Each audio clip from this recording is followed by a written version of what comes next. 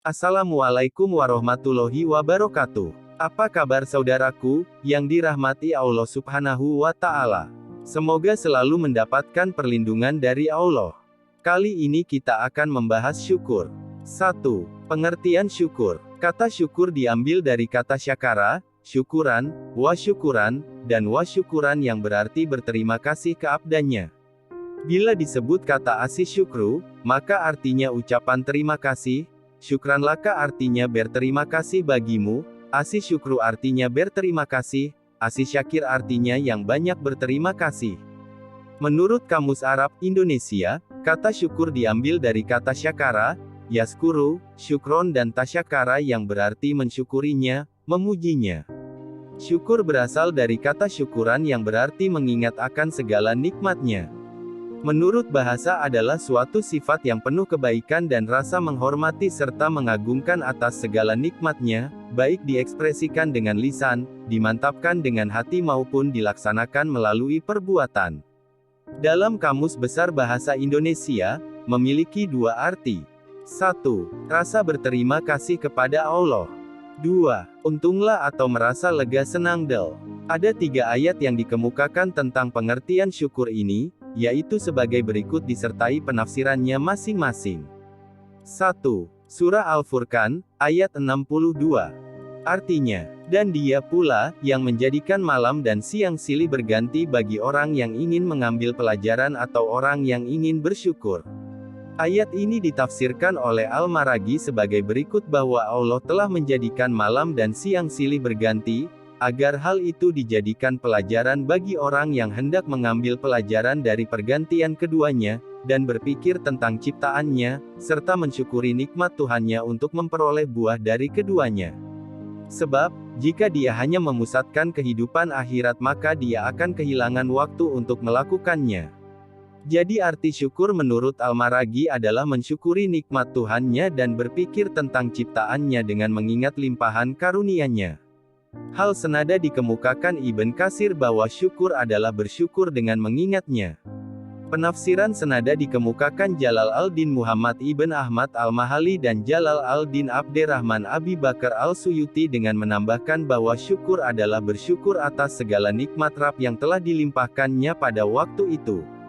Departemen Agama RI juga memaparkan demikian, bahwa syukur adalah bersyukur atas segala nikmat Allah dengan jalan mengingatnya dan memikirkan tentang ciptaannya.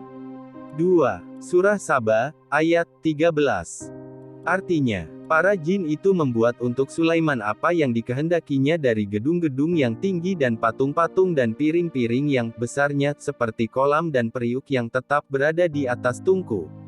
Bekerjalah hai keluarga Daud untuk bersyukur kepada Allah, dan sedikit sekali dari hamba-hambaku yang berterima kasih.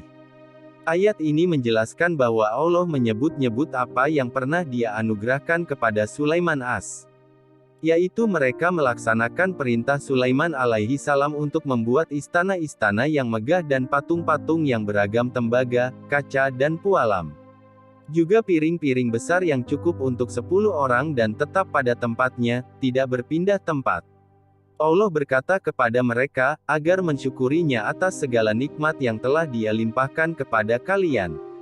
Kemudian Dia menyebutkan tentang sebab mereka diperintahkan bersyukur yaitu dikarenakan sedikit dari hamba-hambanya yang patuh sebagai rasa syukur atas nikmat Allah Subhanahu wa Ta'ala dengan menggunakan nikmat tersebut sesuai kehendaknya. Menurut Al-Maraghi arti kata asy syukur di atas adalah orang yang berusaha untuk bersyukur. Hati dan lidahnya serta seluruh anggota tubuhnya sibuk dengan rasa syukur dalam bentuk pengakuan, keyakinan dan perbuatan. Dan ada pula yang menyatakan asy syukur adalah orang yang melihat kelemahan dirinya sendiri untuk bersyukur. Sementara itu Ibn Katsir memberikan arti dari kata asy syukur adalah berterima kasih atas segala pemberian dari Tuhan yang Maha Pemurah lagi Maha Penyayang.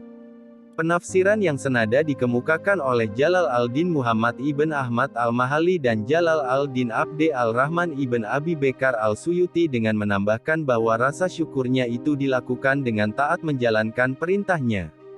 3. Surah Al-Insan, ayat 9. Artinya, sesungguhnya kami memberi makanan kepadamu hanyalah untuk mengharapkan keridaan Allah, kami tidak menghendaki balasan dari kamu dan tidak pula ucapan terima kasih. Ayat ini menjelaskan bahwa Allah tidak meminta dan mengharapkan dari kalian balasan dan lain-lainnya yang mengurangi pahala. Kemudian Allah memperkuat dan menjelaskan lagi bahwa Dia tidak mengharapkan balasan dari hambanya, dan tidak pula meminta agar kalian berterima kasih kepadanya. Berdasarkan pengertian di atas dapat disimpulkan bahwa syukur menurut istilah adalah bersyukur dan berterima kasih kepada Allah, lega, senang dan menyebut nikmat yang diberikan kepadanya di mana rasa senang, lega itu terwujud pada lisan, hati maupun perbuatan. 2. Cara mensyukuri nikmat dan karunia Allah. Rasulullah Shallallahu Alaihi Wasallam dikenal sebagai abdan syakura, hamba Allah yang banyak bersyukur. Setiap langkah dan tindakan beliau merupakan perwujudan rasa syukurnya kepada Allah. Suatu ketika Nabi memegang tangan Muaz bin Jabal dengan mesra seraya berkata, "Hai Muaz, demi Allah sesungguhnya aku amat menyayangimu."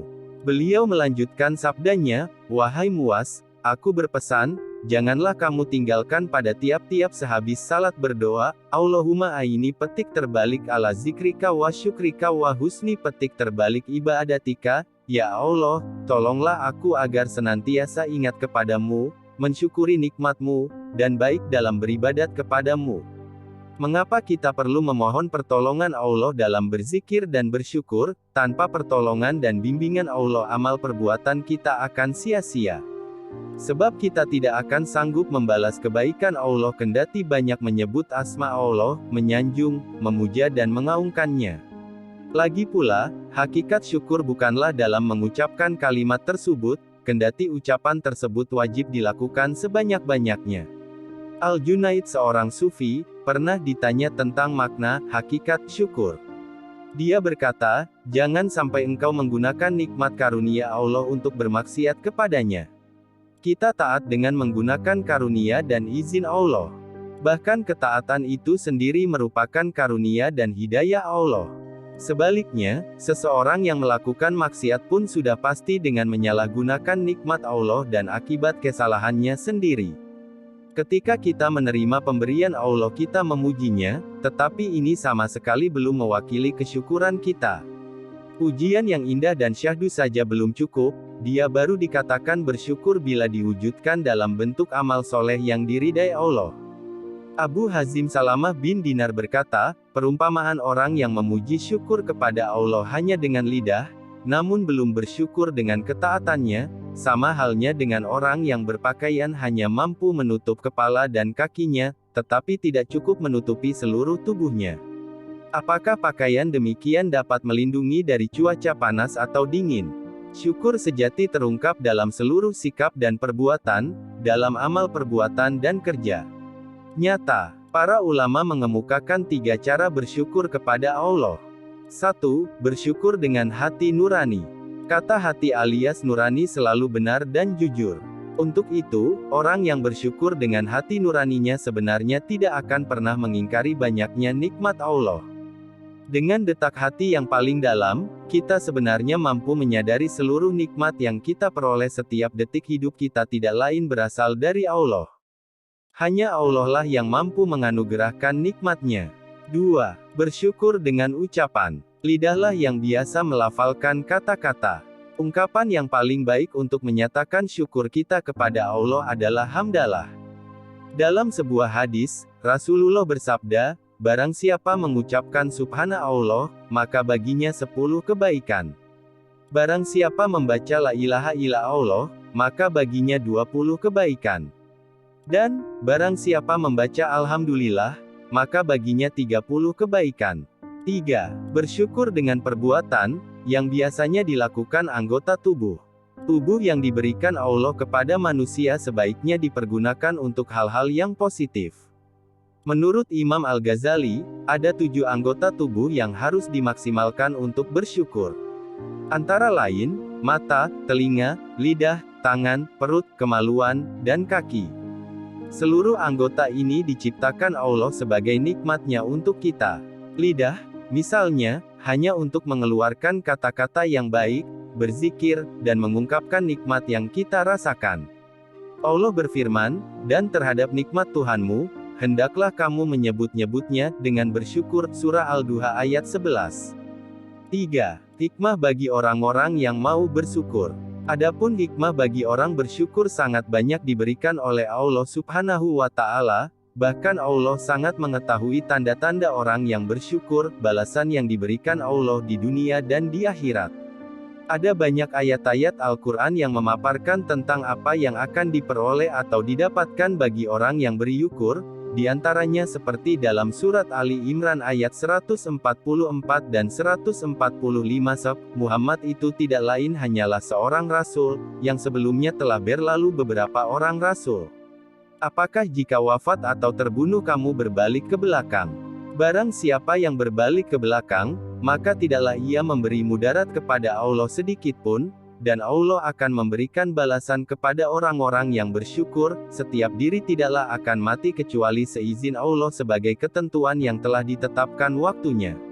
Barang siapa yang menghendaki pahala dunia, kami akan memberikan itu kepadanya, dan barang siapa yang menghendaki pahala di akhirat, kami berikan pula kepadanya, dan kami akan memberi balasan bagi orang-orang yang bersyukur. Surah Ali Imran, ayat 144-145.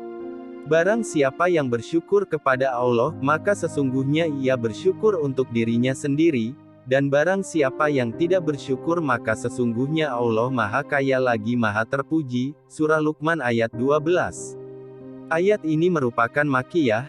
Tema utamanya adalah mengajarkan ajakan kepada tauhid dan kepercayaan akan niscaya kiamat serta pelaksanaan prinsip-prinsip dasar agama.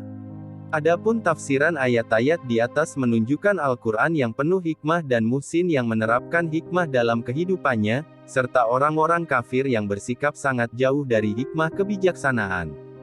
Dan sesungguhnya kami yang maha perkasa dan bijaksana telah menganugerahkan dan mengajarkan juga mengilhami hikmah kepada Luqman, bersyukurlah kepada Allah, dan barang siapa yang bersyukur kepada Allah, maka sesungguhnya ia bersyukur untuk kemaslahatan dirinya sendiri, dan barang siapa yang kufur yakni yang tidak bersyukur, maka akan merugi adalah dirinya sendiri. Dia sedikit pun tidak merugikan Allah, sebagaimana yang bersyukur tidak menguntungkannya, karena sesungguhnya Allah Maha Kaya tidak butuh kepada apapun, lagi Maha Terpuji oleh makhluk di langit dan di bumi. Kata syukur yang berasal dari kata syakara berarti pujian atas kebaikan serta penuhnya sesuatu. Syukur manusia kepada Allah dimulai dengan menyadari dari lubuk hatinya yang terdalam betapa besar nikmat dan anugerahnya, disertai dengan ketundukan dan kekaguman yang melahirkan rasa cinta kepadanya, dan dorongan untuk memujinya dengan memfungsikan anugerah yang diterima sesuai dengan tujuan penganugerahnya. Ia adalah menggunakan nikmat sebagaimana yang dikehendaki oleh penganugerahnya, sehingga penggunaannya mengarah sekaligus menunjuk penganugerah. Tentu saja untuk maksud ini, yang bersyukur perlu mengenal siapa penganugerahnya Allah Subhanahu wa Ta'ala, mengetahui nikmat yang dianugerahkan kepadanya, serta fungsi dan cara menggunakan nikmat itu sebagaimana yang dikehendakinya, sehingga yang dianugerahkan nikmat itu benar-benar menggunakan sesuai dengan apa yang dikehendaki oleh penganugerah. Hanya dengan demikian, anugerah dapat berfungsi sekaligus menunjuk kepada Allah, sehingga ini pada gilirannya mengantar kepada pujian kepadanya yang lahir dari rasa kekaguman atas dirinya dan kesyukuran atas anugerahnya. Firman-Nya, "Usyukur lillah" adalah hikmah itu sendiri yang dianugerahkan kepadanya itu. Dari kata, bersyukurlah kepada Allah. Sedangkan menurut Al-Bikai yang menulis bahwa, walaupun dari segi redaksional ada kalimat kami katakan kepadanya, tetapi makna akhirnya adalah kami anugerahkan kepadanya syukur. Sayyid Qutb menulis bahwa, hikmah, kandungan dan konsekuensinya adalah syukur kepada Allah. Bahwa hikmah adalah syukur, karena dengan bersyukur seperti di atas, seseorang mengenal Allah dan mengenal anugerahnya. Dengan mengenal Allah seseorang akan kagum dan patuh kepadanya, dan dengan mengenal dan mengetahui fungsi anugerahnya, seseorang akan memiliki pengetahuan yang benar lalu atas dorongan kesyukuran itu, ia akan melakukan amal yang sesuai dengan pengetahuannya, sehingga amal yang lahir adalah amal yang tepat pula. Dan tanah yang baik, tanaman-tanamannya tumbuh subur dengan seizin Allah yang tidak subur, tanaman-tanaman yang tidak subur, tanaman-tanaman hanya tumbuh merana. Demikianlah kami mengulangi tanda-tanda kebesaran kami, bagi orang-orang yang bersyukur, Surah Al-A'raf ayat 58. Dan demikianlah telah kami uji, kami telah coba, sebagian mereka dengan sebagian lainnya, yakni orang yang mulia dengan orang yang rendah, orang yang kaya dengan orang yang miskin, untuk kami lombakan siapakah yang berhak paling dahulu keimanan, supaya mereka berkata, orang-orang yang mulia dan orang-orang kaya yaitu mereka yang ingkar orang-orang semacam inikah, yakni orang miskin, di antara kita yang diberi anugerah oleh Allah kepada mereka. Hidayah artinya jika apa yang sedang dilakukan oleh orang-orang miskin dan orang-orang rendahan itu dinamakan hidayah, niscaya orang-orang mulia dan orang-orang kaya itu tidak akan mampu mendahuluinya. Tidaklah Allah lebih mengetahui orang-orang yang bersyukur kepadanya, lalu Dia memberikan hidayah kepada mereka. Memang betul, Surah Al-An'am ayat 53. Ayat ini termasuk ayat Makkiyah. Berdasarkan asbabun nuzul ayat ini diturunkan berkenaan 6 orang periwayat tentang Abdullah ibnu Mas'ud dan 4 orang lainnya. Mereka kaum musyrikin, berkata kepada Rasulullah Shallallahu Alaihi Wasallam, usirlah mereka, yakni para pengikut Nabi, sebab kami merasa malu menjadi pengikutmu seperti mereka. Akhirnya hampir saja Nabi Shallallahu Alaihi Wasallam terpengaruh oleh permintaan mereka, akan tetapi sebelum terjadi Allah Subhanahu wa Ta'ala menurunkan firman-Nya. Janganlah engkau mengusir orang-orang yang menyeru Tuhannya pada pagi dan petang hari, mereka mengharapkan keridaan-Nya. Tidakkah Allah lebih mengetahui tentang orang-orang yang bersyukur kepadanya? Dan ingatlah juga tatkala Tuhanmu memaklumkan, sesungguhnya jika kamu bersyukur, pasti kami akan menambah nikmat kepadamu, dan jika kamu mengingkari nikmatku, maka sesungguhnya azabku sangat pedih. Surah Ibrahim ayat 7. 4. Sebab-sebab kurang bersyukur. Allah menyebutkan dalam kitab-Nya, bahwa makhluk tidak akan mampu menghitung nikmat-nikmat-Nya kepada mereka. Allah berfirman, dan seandainya kalian menghitung nikmat Allah, kalian tidak akan mampu menghitungnya. Surah An-Nahl ayat 18. Maknanya, mereka tidak akan mampu bersyukur atas nikmat-nikmat Allah dengan cara yang dituntut. Karena orang yang tidak mampu menghitung nikmat Allah, bagaimana mungkin dia akan mensyukurinya? Barangkali seorang hamba tidak dikatakan menyepelekan jika dia mengerahkan segenap usahanya untuk bersyukur, dengan mewujudkan ubudiyah penghambaan kepada Allah, Rob semesta alam, sesuai dengan firman-Nya.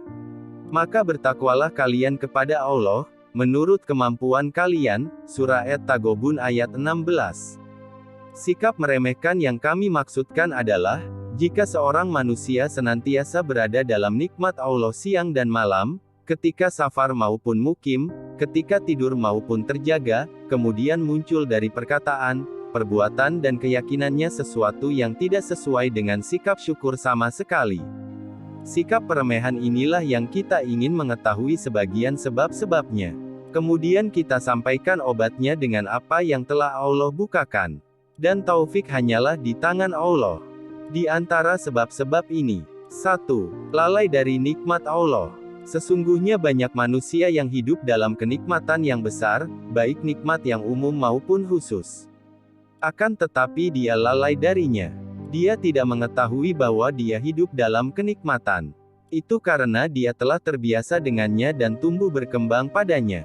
Dan dalam hidupnya, dia tidak pernah mendapatkan selain kenikmatan. Sehingga dia menyangka bahwa perkara hidup ini memang seperti itu saja. Seorang manusia jika tidak mengenal dan merasakan kenikmatan, bagaimana mungkin dia mensyukurinya? Karena syukur dibangun di atas pengetahuan terhadap nikmat, mengingatnya dan memahami bahwa itu adalah nikmat pemberian Allah kepadanya. Sebagian salaf berkata, nikmat dari Allah untuk hambanya adalah sesuatu yang majulah tidak diketahui. Jika nikmat itu hilang barulah dia diketahui. Rabiul Abror. Sesungguhnya banyak manusia di zaman kita ini senantiasa berada dalam kenikmatan Allah, mereka memenuhi perut mereka dengan berbagai makanan dan minuman, memakai pakaian yang paling indah, bertutupkan selimut yang paling baik, menunggangi kendaraan yang paling bagus, kemudian mereka berlalu untuk urusan mereka tanpa mengingat-ingat nikmat dan tidak mengetahui hak bagi Allah. Maka mereka seperti binatang, mulutnya menyela-nyela tempat makanan, lalu jika telah kenyang dia pun berlalu darinya. Dan semacam ini pantas bagi binatang. Jika kenikmatan telah menjadi banyak dengan mengalirnya kebaikan secara terus-menerus dan bermacam-macam, manusia akan lalai dari orang-orang yang tidak mendapatkan nikmat itu.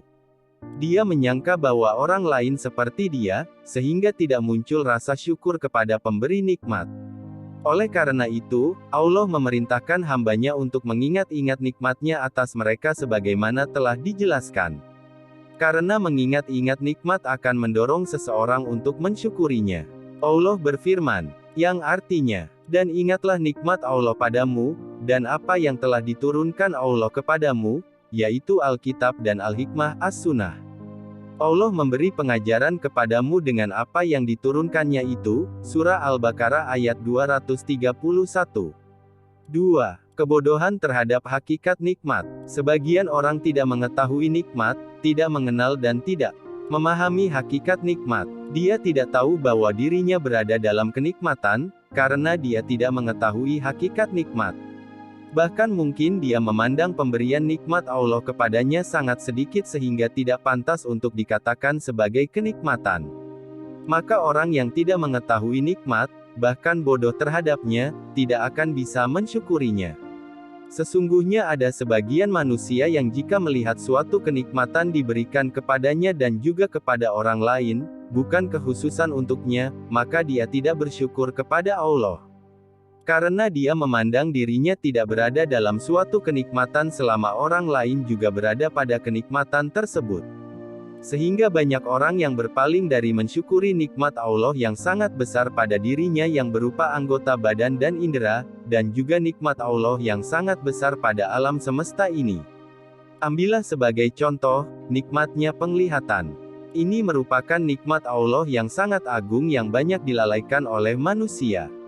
Siapakah yang mengetahui kenikmatan ini, memperhatikan haknya dan menyukurinya? Alangkah sedikitnya mereka itu. Seandainya seseorang mengalami kebutaan, lalu Allah mengembalikan penglihatannya dengan suatu sebab yang Allah takdirkan, apakah dia akan memandang penglihatannya pada keadaan yang kedua ini sebagaimana kelalaiannya terhadap yang pertama? Tentu tidak, karena dia telah mengetahui nilai kenikmatan ini setelah dia kehilangan nikmat tersebut. Maka orang ini mungkin akan bersyukur kepada Allah atas nikmat penglihatan ini, akan tetapi dengan cepat dia akan melupakannya. Dan ini adalah puncak kebodohan, karena rasa syukurnya bergantung kepada hilang dan kembalinya nikmat tersebut. Padahal sesuatu kenikmatan, yang langgeng lebih berhak disyukuri daripada kenikmatan, yang kadang-kadang terputus. Lihat Mukhtasar Minhajil Qasidin, halaman 288. 3. Pandangan sebagian manusia kepada orang yang berada di atasnya. Jika seorang manusia melihat kepada orang yang di atasnya, yaitu orang-orang yang diberi kelebihan atasnya, dia akan meremehkan karunia yang Allah berikan kepadanya.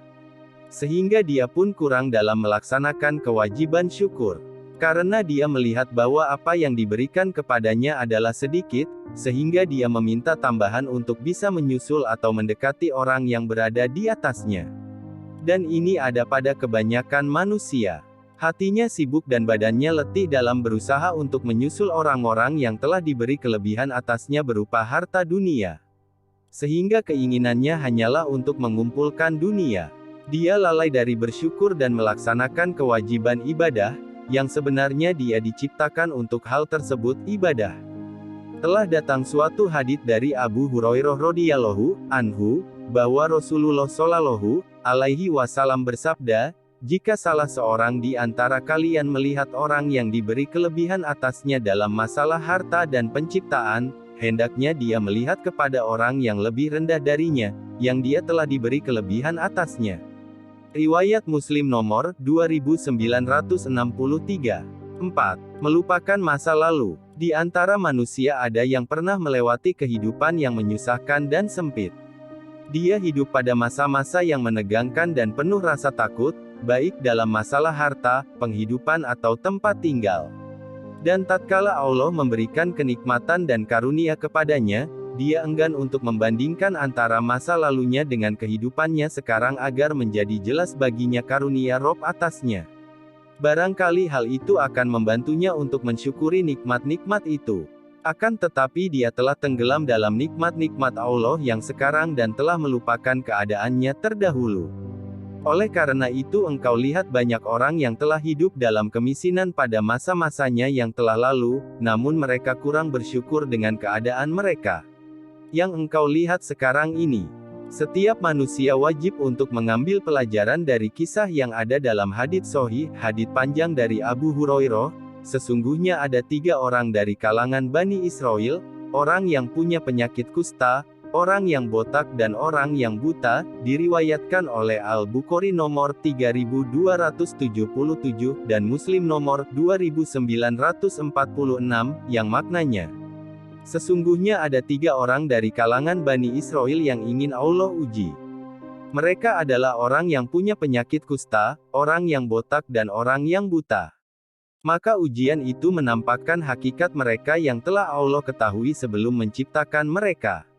Adapun orang yang buta, maka dia mengakui pemberian nikmat Allah kepadanya, mengakui bahwa dahulu dia adalah seorang yang buta lagi miskin, lalu Allah memberikan penglihatan dan kekayaan kepadanya.